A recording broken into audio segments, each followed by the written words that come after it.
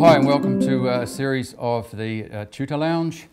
We are going to be doing a series of tutorials with instruments for people out there that want to get off the couch and learn some instruments. So we're going to go through the whole range of instruments, from bass guitars through to keys and some recording stuff. Hopefully we can get you in once a month to pick up on a tutorial. That's the idea of it. Today we've got Nate. We're going to start at the bottom, which is the drums, which is really the top, because that's the best instrument. We agree on that, don't we? Good to meet you, Grant. Yeah, we're both drummers, and so we're going to start with drums because that's the way that you would start. Okay, I'm going to give it up to you, Nate, and you're going to talk for a minute about the bands that you're playing in. You're a freelance musician. That's right. Drums is your passion, drums is your thing. Just tell us a bit about the bands you're doing. And well, currently, probably one of the most known projects I'm doing is Tempest Fugit. Playing with those guys for the last good half a year, or at least, I think. They've been around for a bit longer than that, so if you do get to catch a show, come out and see them. They're real good. Another project I'm doing is Los Mojitos, and basically we're just running a sort of a reggae blues fusion trio, and sort of inhibit groups as well. So I mean, we've got a few other sort of jams. We have Red Musty, which is part of Los Mojitos. It's an incorporation. And then another thing we're doing is a project that we're taking over to the States in the next year and a half, called the High Cotton Prophets. really, mate? That's cool. Yeah, so we're probably going to try and get onto the blues circuit and maybe get some festivals going. But we're still getting that together at the moment, but it's looking kind of hopeful. And even when we're over there, I think we're going to record an EP. Right. Yeah. Oh, well, hail Northland. Yeah, good on you, man. Out there, right? That's what this program's about. It's about the talent in Northland. We want to expose it to you and get you guys in here as well. And might I just say, before we take off, if anybody wants to be a part of the show that plays an instrument in a special way, we're looking for people that do things differently. Give us a call here at the station or universalrecords.co.nz. Drop us an email and we'll talk to you about it. Over to you, Nate. Okay, well, the first thing we want to really go over is fundamentals of holding your sticks.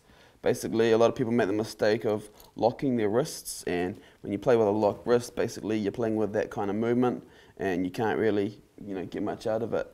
The key to holding the stick is basically, think of like if you're shaking hands, so thumb up and the index finger out with your two back fingers at the back. Right.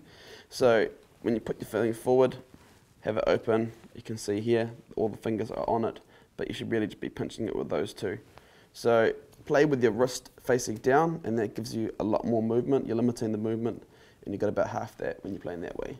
Plus, it's a bigger wrist for arthritis, so that's one of the most important things to get started. It's going to free up your movement and help you be a bit faster. So, can you give us an example of what that would look like then? Sure. So if you're playing this way with a locked wrist, you're sort of not getting any bounce, and it's sort of hitting off your sticks. Now, when you're playing with a flick, when you're flicking it off this, straight away you get a bit more action to your movement, and you can accent as well. So if you're doing a roll, you just by flicking with the index fingers. Yeah, it's called a bounce, huh? Yeah, so you're bouncing sticks, obviously. Bouncing your sticks, yeah. So you're getting 3 or 4 movements out of the one hand action, right? Yeah. Yeah, cool. Yeah, I mean, you probably want to be going for like 1 or 2 starting off, just so you can sort of control your bounces. And then when you get used to it, then you can pick it up a bit more and more. Give us a look at the double bounce if you can. Just okay.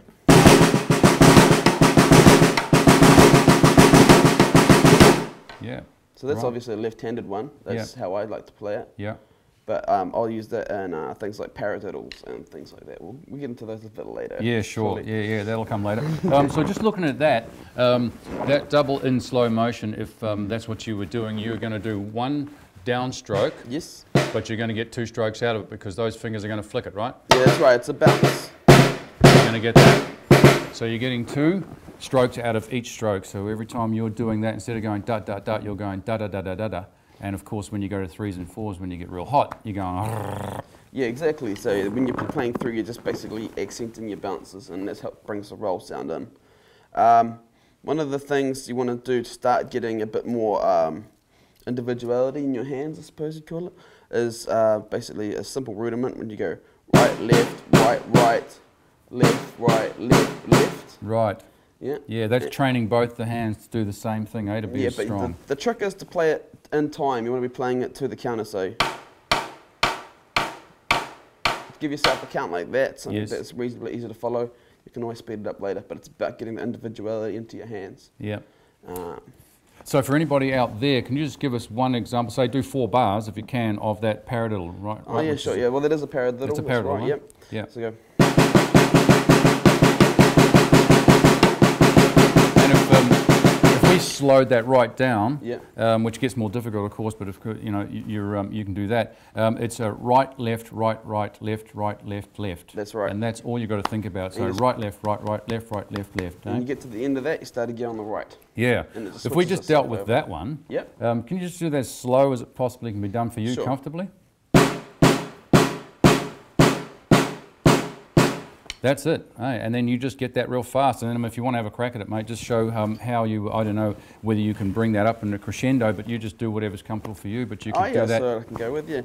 So I'll normally play sort of a bit more with one-handed rolls and things like that. So I'll be like...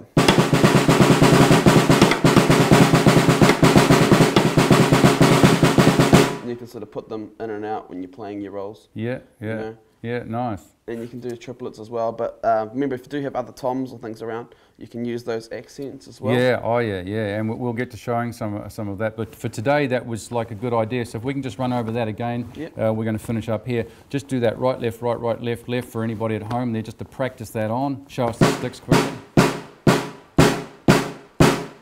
Right, get that in time, perfect. Thanks very much, Nate. Awesome. Great. Next time we're going to talk about rim shots.